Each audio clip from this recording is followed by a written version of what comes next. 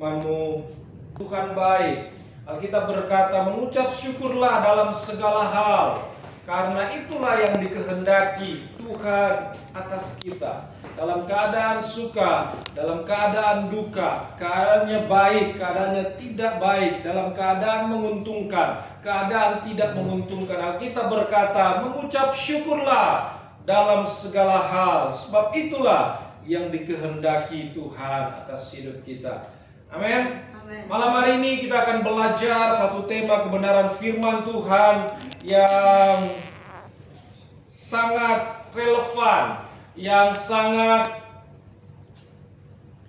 cocok dengan hidup orang-orang pengikut-pengikut Tuhan yang tidak betul-betul tertanam kuat di dalam Tuhan, yang tidak betul-betul mengasihi Tuhan sepenuh hatinya. Tema yang diberikan oleh pengurus pemuda pada saya adalah domba yang tersesat, dari domba yang tersesat menjadi gembala yang setia. Sekali lagi saya ulang, dari domba yang tersesat menjadi gembala yang setia. Saudara-saudara yang dikasihi oleh Tuhan, ada banyak orang yang tadinya bersemangat sekali, ya kan? Bersemangat sekali mengiring Tuhan, bersemangat sekali melayani. Tetapi ada kalanya jatuh juga dalam kegagalan, jatuh juga dalam pencobaan. Mari kita belajar dari seorang tokoh murid Tuhan Yesus yang pertama, namanya adalah Petrus. Mari kita buka Alkitab kita dalam Matius pasal yang 26, Matius pasal 26 ayat 69 sampai 75. Petrus adalah murid yang penuh semangat, murid yang penuh gairah, murid yang spontan. Ketika Yesus berjalan di atas air, dia berkata ketika murid-murid yang lain, lihat itu hantu. Tapi ketika Yesus berkata, ini aku, jangan takut, Petrus dengan spontan berkata, jika itu engkau ya Tuhan, suruhlah aku berjalan di atas air. Dia sangat berbeda dengan murid-murid yang lain. Murid-murid yang lain tidak punya pengalaman berjalan di atas air, tetapi Petrus punya pengalaman yang berbeda, ya kan? Pengalaman yang berbeda yang lain adalah ketika Musa dan Elia turun. Petrus berkata, jika engkau mengingini, biarkan kami bangunkan, kami dirikan tenda, satu buat engkau, satu buat Elia, satu buat Musa. Petrus ini orang yang penuh semangat, orang yang penuh gairah, tetapi ternyata dia juga pernah menyangkal Yesus. Dia berkata, aku tidak kenal Yesus. Saya tidak punya hubungan dengan Yesus. Saya tidak kenal dia siapa. Bahkan yang ketiga kali dia berkata, aku bersumpah. Alkitab mencatat, Petrus bersumpah dan mengutuki. Dia bilang, sesungguhnya aku tidak kenal dengan Yesus. Murid loh ini, ya kan?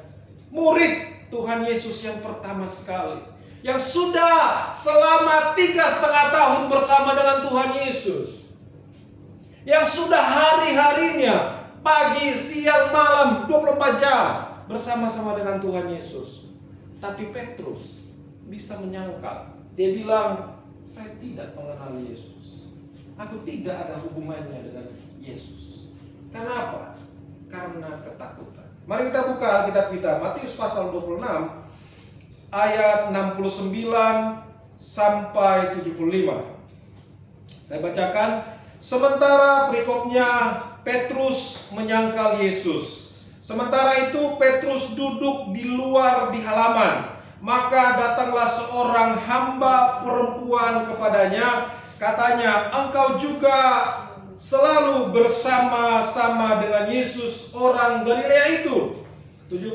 Tetapi ia menyangkalnya di depan semua orang. Katanya, aku tidak tahu apa yang engkau maksud. 1 kali. 71, ketika ia pergi ke pintu gerbang, seorang hamba lain melihat dia dan berkata kepada orang-orang yang ada di situ, orang ini bersama-sama dengan Yesus, orang Nazaret itu. Dan ia menyangkalnya pula dengan bersumpah, aku tidak kenal orang itu. 2 kali. 73, tidak lama kemudian orang-orang yang ada di situ datang kepada Petrus dan berkata, pasti engkau juga salah seorang dari mereka itu, nyata dari bahasamu. Maka mulailah Petrus mengutuk dan bersumpah, aku tidak kenal orang itu. Dan pada saat itu berkokoklah ayam. Maka teringatlah Petrus akan apa yang dikatakan Yesus kepadanya, sebelum ayam berkokok, engkau telah menyangkal aku 3 kali. Lalu ia pergi keluar dan menangis dengan sedihnya. Kalau kita baca di pasal 26 ini adalah ketika Yesus berdoa di Taman Getsemani. Dari Taman Getsemani Yesus berdoa 3 kali dan mereka selalu tidur. Dan setelah itu datanglah Yudas Iskariot mencium Yesus. Mereka sudah janjian dengan imam-imam, siapa nanti yang akan aku cium, dialah yang akan engkau tangkap. Makanya kata Yesus, beginikah caramu kawan menyerahkanku? Dengan ciuman. Ternyata orang yang suka cipika-cipiki di hatinya juga bisa beda ya. Dia cipika-cipiki sama Tuhan Yesus, ternyata tanda menyerahkan. Hati-hati kalau ada yang cipiki-cipiki tanya, ini cuma Judas nggak? Gitu kan? Dan sampai cuma Judas. Hati-hati, ya kan? Nah, lalu ketika Yesus ditangkap, maka Petrus spontan memotong telinga dari hamba imam besar, yaitu Malkus. Ya, tarik pedangnya, pisaunya, dia potong telinganya, putus tuh telinga. Lalu Yesus berkata, sarungkan pedangmu.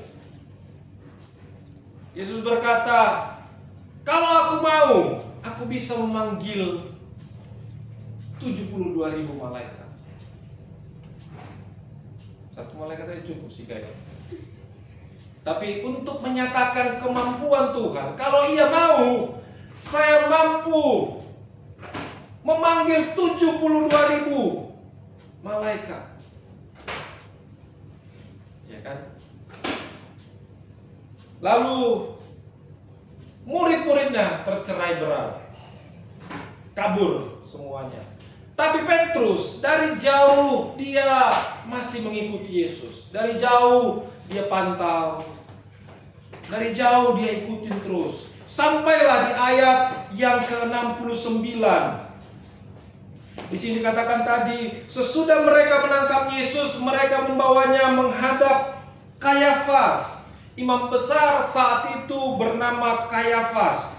Di situ telah berkumpul ahli-ahli Taurat dan tua-tua. Sementara itu Petrus duduk di luar di halaman. Jadi dari jauh dia melihat. Mungkin pakai penutup kepala, mungkin pakai penutup muka, menyamarlah. Dia tetap penasaran, tapi dia takut. Kemudian datanglah seorang hamba perempuan. Sudah hamba, ya kan, perempuan lagi. Alkitab dengan jelas sekali berkata, hamba perempuan. Baru hamba, status, berbicara status sosial. Sudah hamba perempuan. Saya bukan mendiskreditkan perempuan, tapi quote unquote perempuan loh ini yang gertak gitu kan. Baru perempuan. Engkau juga bersama-sama dengan Yesus orang Galilea itu. Tetapi ia menyangkalnya di depan semua orang, katanya, aku tidak tahu apa yang kau maksud. Kalau bahasa sekarang, gimana? Ngomong apa? Ah, ngaco lu gitu kan. Enggak ngerti. Aku tidak mengerti, aku tidak tahu apa yang kau maksud. Pura-pura pikun, pura-pura amnesia. Kenapa? Jangan sampai dia pikir kalau saya mengaku, saya akan ditangkap juga, saya akan diseret juga. Karena Yesus di atasnya, dia di atasnya sudah dipukulin, sudah dihajar, sudah disiksa. Petrus berpikir, kalau sampai saya mengaku, kalau saya tidak menyangkal, hidup saya dalam bahaya. Ya kan? Umat-umat Tuhan juga hari-hari ini, kalau keadaan baik-baik saja, kalau kondisi semua yang diharapkan berjalan, kalau apa yang diekspektasikan terjadi, kalau tidak ada percobaan, kalau tidak ada tantangan, kalau tidak ada tindihan, kalau tidak ada persoalan, ku mau cinta Yesus selamanya. Ya kan? Meskipun badai silih berganti dalam hidupku, ku tetap cinta Yesus selamanya. Dalam gereja waktu nyanyi, ya kan? Keluar dari gereja, tidak cerita. Petrus juga sebelumnya berkata, kemana engkau pergi, aku pun di situ. Aku rela mati demi Yesus, ya kan?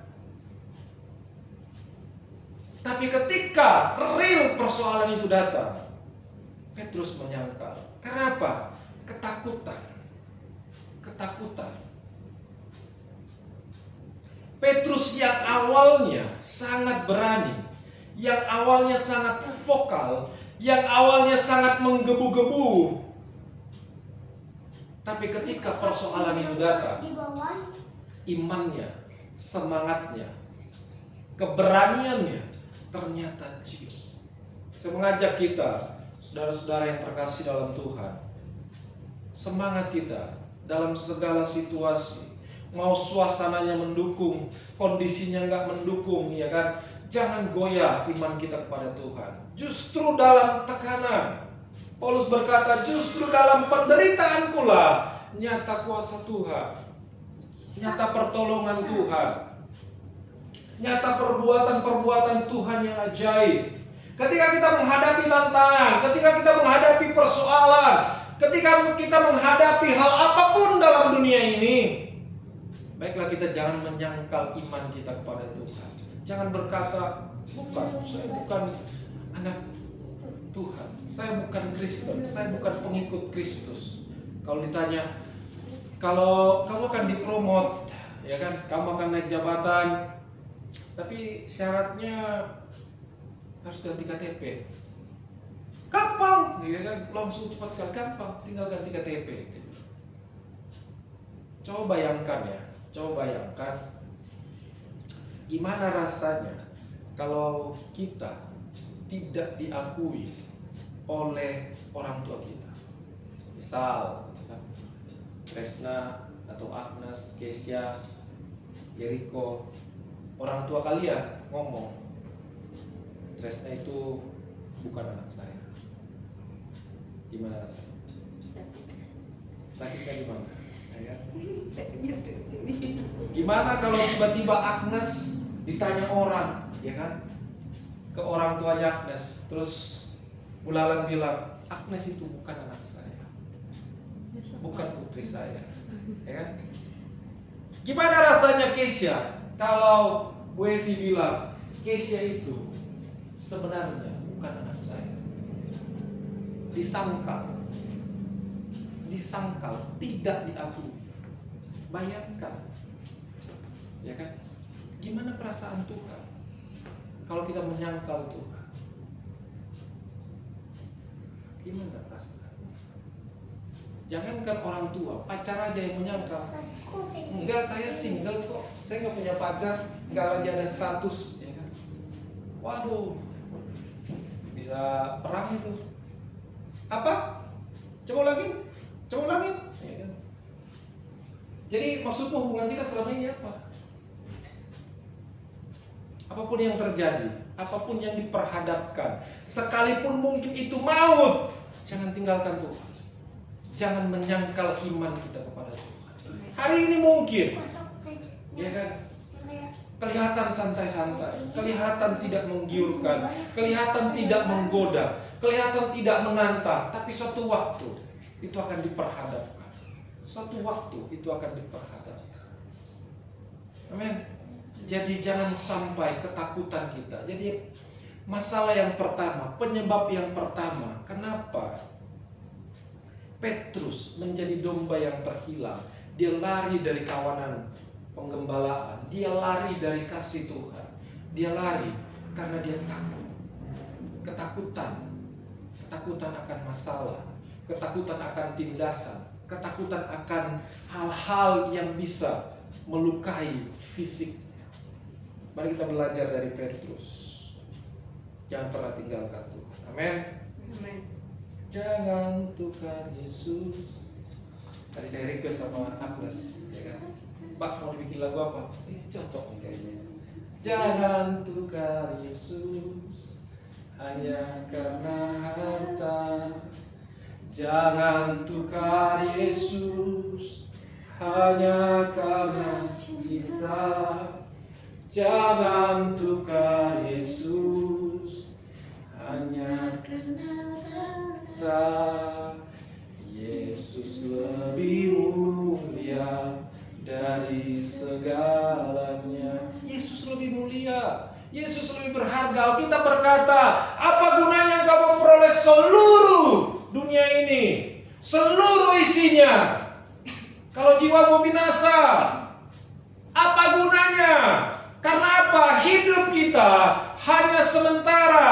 Alkitab berkata hidup kita seperti rumput bunga di padang yang sebentar mekar, sebentar layu.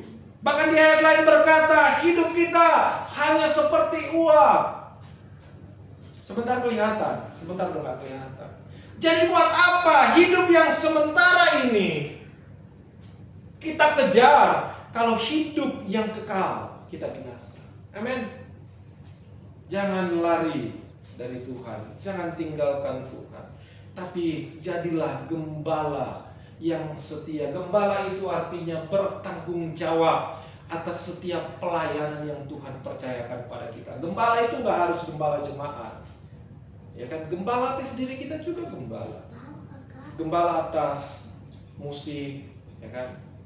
Apapun yang Tuhan percayakan untuk kita gembalakan. Guru sekolah minggu, kalau sekolah minggu, apapun lah yang Tuhan percayakan. Amin. Jadi jangan sampai ketakutan kita. Kita takut akan apa sih? Kita takut akan omongan orang. Kita takut akan apa lagi? Pendapat orang. Kalau kita terlalu takut akan pendapat orang, kita akan menyangkal iman kita kepada Tuhan. Saya suka kagum dengan orang-orang, misalnya artis-artis gitu kan. Dia bilang makasih pada Tuhan Yesus Kristus depan umum. Itu bukan hal yang mudah. Kedengarannya iya mudah, tapi ketika kita punya popularitas, ketika kita punya pengaruh, penggemar, mengakui itu depan umum bukan hal yang mudah buat orang-orang yang tidak kuat dalam Tuhan. Kenapa? Karena khawatir nanti pengaruh dengan popularitasnya, karena pengaruh dengan ratingnya, ya kan? Pengaruh dengan kredibilitasnya, akan pengaruh dengan integritasnya, pengaruh semuanya. Tapi orang yang benar-benar mengasihi Tuhan, yang mencintai Tuhan dengan sepenuh hati, dengan sepenuh jiwa, dengan sepenuh kekuatan, apapun yang diperhadapkan,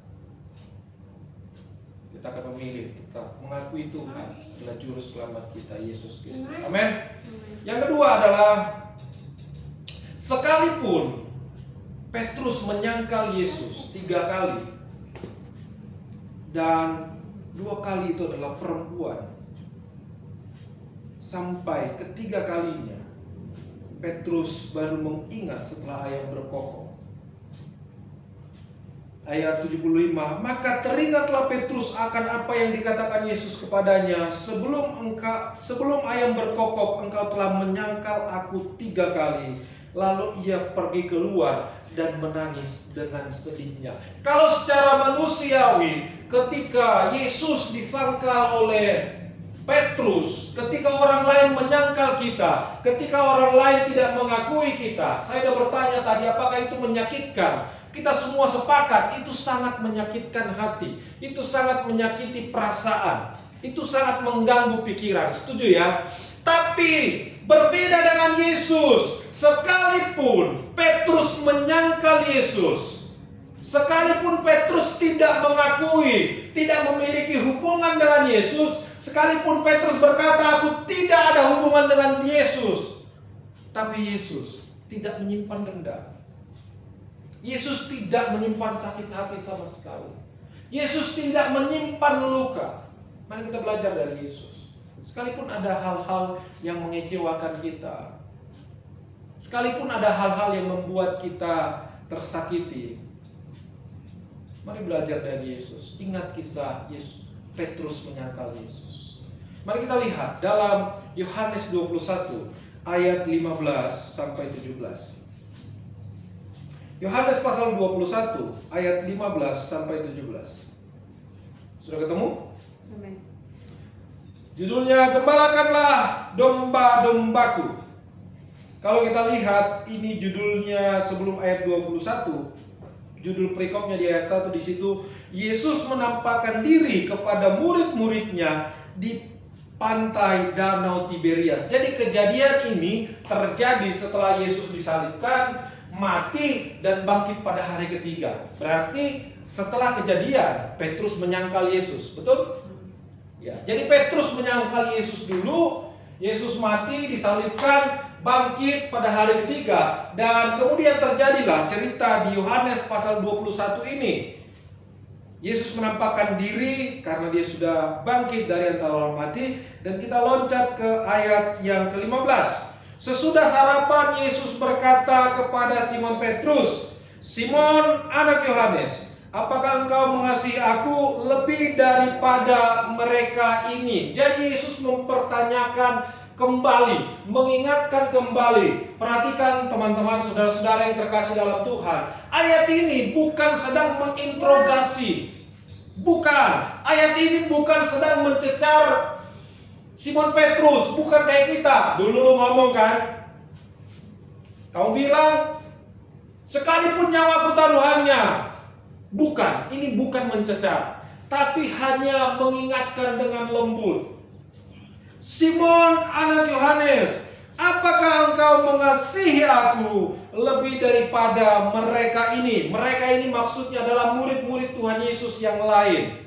Jawab Petrus kepadanya, benar Tuhan, engkau tahu bahwa aku mengasihi engkau. Kata Yesus kepadanya, gembalakanlah domba-dombaku. Kata Yesus pula kepadanya untuk kedua kalinya, Simon anak Yohanes, apakah engkau mengasihi aku? Jawab Petrus kepadanya, benar Tuhan, engkau tahu bahwa aku mengasihi engkau. Kata Yesus kepadanya, gembalakanlah domba-dombaku. Ayat 17, kata Yesus kepadanya untuk ketiga kalinya. Jadi 3 kali Petrus menyangkal Tuhan Yesus. 3 kali juga Yesus bertanya kepada Simon Petrus, apakah engkau mengasihi aku? Jadi mengingatkan kembali dengan lembut akan iman dari Petrus, akan statementnya, akan gairahnya di dalam Tuhan, akan semangatnya. Kata Yesus kepadanya untuk ketiga kalinya, Simon anak Yohanes, apakah engkau mengasihi aku? Maka sedihlah hati Petrus karena Yesus berkata untuk ketiga kalinya. Jadi di ketiga kalinya baru Petrus menyadari relatednya, baru Petrus menyadari maksud dari Tuhan. Tuhan Yesus sedang mengingatkan kejadian waktu Simon Petrus menyangkal Yesus 3 kali. Maka di ayat 17 dikatakan, maka sedihlah hati Petrus karena Yesus berkata untuk ketiga kalinya. Kata-kata yang sama di ayat di Matius 26 tadi, ketika ayam berkokok maka sedihlah hati Petrus dan ia menangis. Dia teringat kejadian itu lagi, makanya ia sedih. Ia sedih karena apa? Karena 3 kali berulang-ulang Yesus berkata, gembalakanlah domba-dombaku. Saudara-saudara yang terkasih dalam Tuhan, kasih Kristus itu mencari dan memulihkan. Seberapapun kesalahan kita di masa lalu, apapun yang kita perbuat, kesalahan apapun yang kita lakukan, ketika kita mungkin seolah-olah sudah lari terlalu jauh dari Tuhan, tapi percayalah, saya mau berkata bagi saudara-saudara, Tuhan tidak pernah kekurangan cara untuk mencari kita. Tuhan tidak pernah kehabisan cara untuk mendapatkan kita. Dengan caranya, dengan strateginya Tuhan. Mau kemanapun kita pergi, minggu lalu saya bawain tema tentang Yunus. Sekalipun ke dalam perut ikan, di dasar laut, Tuhan kejar, ya kan? Tuhan tangkap. Tuhan mau kita berjalan dalam kasih karunia Tuhan. Tuhan mau kita berjalan dalam panggilan Tuhan. Tuhan mau kita berjalan dalam purpose-nya Tuhan. Karena apa? Kita diciptakan memiliki maksud dan tujuan ilahi. Saya pernah katakan, sebuah perusahaan saja, katakanlah perusahaan otomotif atau perusahaan elektronik, mendesain suatu produk bukan tanpa tujuan, bukan tanpa purpose. Pasti ada segmennya, ada tujuannya, ya kan? Lebih dari itu, Tuhan mendesain kita, Tuhan mengadakan kita, Tuhan menciptakan kita, Tuhan membuat keberadaan kita untuk menghidupi panggilan Tuhan dalam diri kita. Tujuan utama kita dalam hidup bukanlah untuk kaya, bukanlah untuk mencapai karir tertinggi, bukan untuk membuka perusahaan, CV, PT, yayasan sebanyak-banyaknya, bukan untuk menumpuk harta sebanyak-banyaknya. Ukuran dunia, keberhasilan dunia adalah seberapa kaya kita, seberapa banyak aset kita, seberapa berpengaruh kita, ya kan? Seberapa populer kita, seberapa famous kita. Kalau kita lewat, ya kan, kita mau orang bilang, keren ya mobilnya, bagus ya bajunya, bagus ya pakaiannya, jam tangannya, handphonenya, mau aja dilihatin, lipstiknya bagus ya, merahnya nggak pucat, kelihatan tuh mahal lipstiknya. Kok lu tahu? Kalau yang murah itu soalnya nempel di bibir, nempel di gigi. Nempel di bibir ya harus di bibir ya, harus di bibir. Kalau nggak nempel gimana? Ukuran kesuksesan dunia dengan ukuran kesuksesan Tuhan itu berbeda, saudara-saudara. Kalau ukuran kesuksesan dunia, semua diukur dengan angka, semua diukur dengan harta, pencapaian. Tapi ukuran kesuksesan di dalam Tuhan adalah seberapa dekat kita di hadapan Tuhan dan menghidupi tujuan ilahi Tuhan dalam itu ukurannya. Dan ia berkata, maka sedihlah hati Petrus karena Yesus berkata untuk ketiga kalinya, apakah engkau mengasihi aku? Dan ia berkata kepadanya, Tuhan, engkau tahu segala sesuatu, engkau tahu bahwa aku mengasihi engkau. Kata Yesus kepadanya, gembalakanlah domba-dombaku. Saudara-saudara yang terkasih dalam Tuhan, sangat kontradiktif ketika kalau dunia ini menyangkal kita, kalau dunia ini mengecewakan kita, kalau orang lain membuat kita kecewa, sakit hati, kita akan menjaga jarak, kita akan keluar, kita akan putuskan hubungan, kita nggak mau ada relasi lagi. Kalau tadinya nomor WA-nya di save, ya kan? Kalau nggak diblokir, diganti namanya penipu, ya kan? Tukang bohong, apalah ditambahin, janji palsu, aneh-aneh itu namanya. Tapi Yesus berbeda. Yesus malah memberikan kepercayaan kepada Petrus. Dia berkata sampai 3 kali, "Gembalakanlah domba-dombaku." Makanya kita kasih judul, dari domba yang tersesat menjadi gembala yang setia. Dari yang tadinya Petrus menyangkal Yesus, sampai menjadi dipercayakan menjadi gembala yang setia. Karena apa? Karena sekalipun Petrus mengalami hal seperti itu, sesungguhnya Petrus tidak benar-benar meninggalkan Tuhan. Dia hanya dalam keraguan-raguan. Yesus tidak berhenti pada kegagalan Petrus. Ia mendatangi Petrus bukan dengan untuk menuduh, ya kan? Beda dengan Yudas. Ketika Yudas menjual Yesus, ia mengakhiri hidupnya. Jadi tidak ada kesempatan lagi. Itu pilihannya sendiri. Yesus bukan hanya mengampuni, tapi memulihkan, mengangkat bahkan. Jadi berapapun jauhnya kita merasa dari Tuhan, kita sudah pernah menyangkal Tuhan di masa lalu.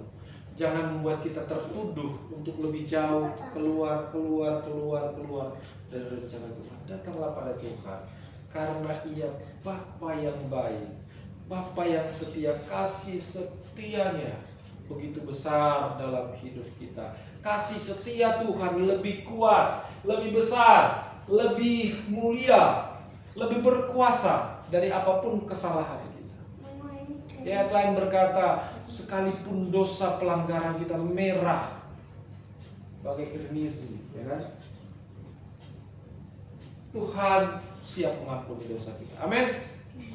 Mari kita lihat yang terakhir adalah dari domba yang tersesat menjadi gembala yang setia, yang luar biasa. Kalau kita baca dalam Kisah Para Rasul 2 dan 1 Petrus 5 ayat 23, setelah dipulihkan Petrus tidak lagi sama. Setelah dipulihkan, diberikan kepercayaan, ia menjadi gembala yang sangat berani.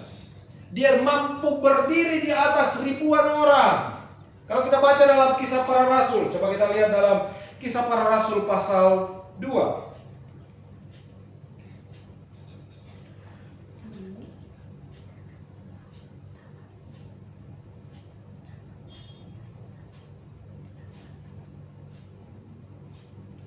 Ayat 14, maka bangkitlah Petrus berdiri dengan ke-11 rasul itu, dan dengan suara nyaring ia berkata kepada mereka, "Hai kamu orang Yahudi dan kamu semua yang tinggal di Yerusalem, ketahui dan camkanlah perkataanku ini. Orang-orang ini tidak mabuk seperti yang kamu sangka, karena hari baru pukul 9. Tetapi itulah yang difirmankan Allah dengan perantaraan nabi." Beda. Ketika dipulihkan, Petrus malah berani berdiri di depan ribuan orang. Dari yang tadinya hanya satu, seorang hamba dan perempuan pula, sudah cium mental. Tapi ketika dipenuhi dengan Roh Allah, ketika diperbaharui, ketika dipulihkan, maka berbeda hidup kita. Kegagalan masa lalu harus membuat kita lebih rendah hati, bahwasanya apapun yang kita kerjakan hari ini, kita berhasil, kita mampu, kita kuat, semua karena anugerah Tuhan. Jadi jangan ada yang merasa sombong, jangan ada yang bermegah diri, semua karena kemampuan saya, semua karena kebisaan saya. Ingatlah Petrus, ketika menyombongkan diri, merasa mampu, merasa bisa, wah iblis bilang, wah cocok nih untuk dicecar terus. Amsal berkata, kesombongan mendahului kehancuran. Kalau udah sombong, sudah merasa paling bisa, paling hebat, hati-hati, akan dekat-dekat dengan kehancuran. Matius 16 terakhir, Matius 16 ayat 18. engkau adalah Petrus dan di atas batu karang ini aku akan mendirikan jemaatku dan alam maut tidak akan menguasainya. Jadi ketika kita pernah menyangkal Tuhan, jangan berkecil hati, tapi jangan diulang lagi ya. Ya kan? Kalau jangan juga bilang, wah berarti bisa ini sekali lagi. Yang penting tercapai tujuan saya. Jangan begitu juga. Kalau kita sudah mendengar kebenaran firman Tuhan, jangan menyangkal. Kedepannya jangan sangkal lagi. Bisa aja loh. Menyangkal Tuhan itu bukan hanya ketika kita bilang, saya bukan Kristen, saya bukan pengikut Tuhan. Enggak hanya begitu. Dengan kita tidak mencerminkan tubuh Kristus, dengan kita tidak mencerminkan diri kita sebagai anak Tuhan, sebenarnya kita sudah menyangkal Tuhan. Karena apa? Alkitab berkata, hendaklah engkau menjadi suratan Kristus yang terbuka, yang orang bisa lihat bahwa kita itu pengikut Tuhan. Ketika kita tidak mencerminkan pengikut Tuhan, sesungguhnya kita sedang menyangkal secara tidak langsung. Ya kan? Sama lah seperti kita manusia. Kalau seorang bapaknya atau orang tuanya baik sekali gitu kan, terus anaknya tiba-tiba badung sekali, nggak jelas kelakuannya, orang akan bilang, ih nggak sama ya kayak papanya, nggak pantas ya, nggak mirip ya, nggak cocok ya. Sesungguhnya anak itu sedang menyangkal bahwa dia bukan anak orang tuanya karena dia tidak mencerminkan, dan itu sangat menyakitkan. Amin. Amin. Kebenaran firman Tuhan malam hari ini mengajak kita untuk apapun yang terjadi. Mungkin godaan di luar sana banyak, cobaan di luar sana banyak, tawaran di luar sana banyak untuk meninggalkan Tuhan, untuk menyangkal iman percaya kita kepada Tuhan. Tapi ingatlah Petrus. Ia tidak lari semakin jauh dari Tuhan. Justru kasih Tuhan menangkapnya, menjadikannya seorang pemberita Injil, seorang rasul yang hebat, yang luar biasa. Kalau kita ingin dipakai oleh Tuhan dengan luar biasa, dengan semua talenta, segala talenta yang kita miliki, mari datang dekat-dekat pada Tuhan, minta kekuatan daripada Tuhan. Kuncinya adalah tadi, ketika ayam berkokok. Kalau Petrus ketika ayam berkokok, dia nggak mengingat perkataan Yesus, tidak ada pertobatan. Kuncinya di situ. Ketika ayam berkokok, maka teringatlah Petrus akan perkataan Yesus bahwa sebelum ayam berkokok, engkau sudah menyangkal aku 3 kali. Jadi ketika firman Tuhan mengingatkan kita, sama seperti halnya Petrus diingatkan oleh ayam. Makanya ada gereja ayam yang sangat terkenal, kan? Ketika firman Tuhan mengingatkan kita, jangan keraskan hati, tapi lembutkan hati. Itu adalah cara Tuhan, suara Tuhan memanggil kita untuk datang berbalik pada Tuhan. Demikian kebenaran firman Tuhan malam hari ini.